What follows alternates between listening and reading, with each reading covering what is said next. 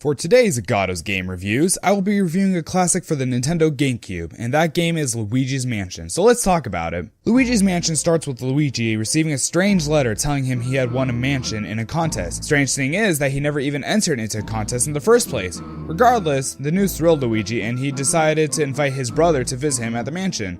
Upon arrival, Luigi discovers that the house is not how it appeared to be in the letter, but chooses to enter believing his brother may be inside.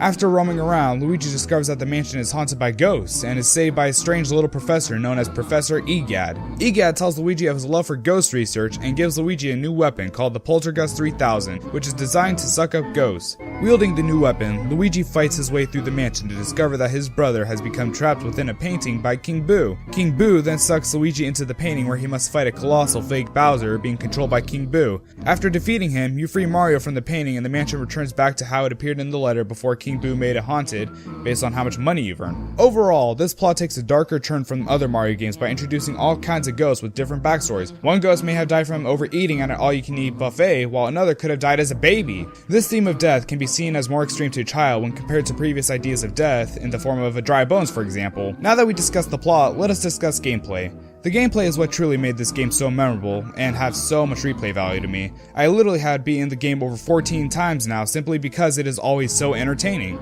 First off, the combat system they implemented is so unique.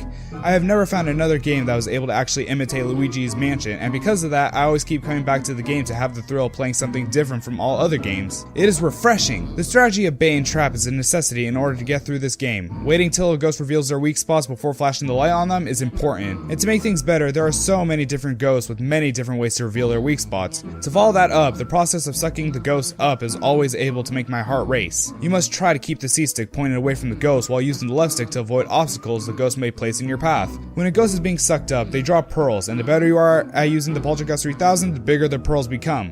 What are these pearls for? Well, besides making you earn more money for an endgame result, they also decide what quality photo the ghost you caught is. Someone who caught a ghost perfectly will be granted with the best quality photo, while someone who failed to do a good job will be granted with the worst. And lastly, what truly was the icing on top for this masterpiece is the additional ghosts and treasures you are able to earn outside of the main story. This is the kind of game that doesn't force you to do tedious tasks in order to get 100% completion. Rather, it makes it actually really fun to go out of your way to do these side tasks. Want to become the true Ghostbuster? Hunt them all down. Want to be a better treasure hunter than Indiana Jones? Search the mansion for hidden gems. Everything in this game is entertaining. Nintendo did an excellent job. Lastly, the music is where it actually lacks a tad.